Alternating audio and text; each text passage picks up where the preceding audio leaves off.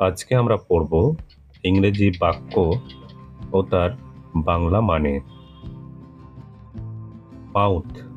Mouth মানে হচ্ছে মুখ। বেলি।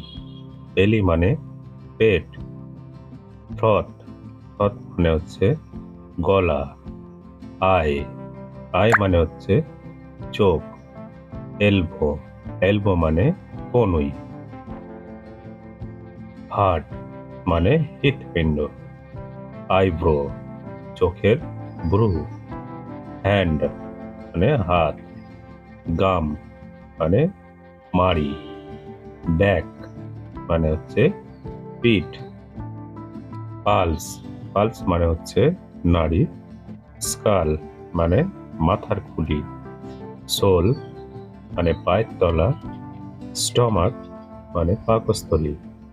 থাম মানে হচ্ছে বৃদ্ধাঙ্গুল। রিস্ট মানে হচ্ছে হাতের কবজি। ব্যাকবোন মানে মেরুদণ্ড। এয়ার হোল মানে হচ্ছে কানের ছিদ্র। নেল মানে হচ্ছে নখ।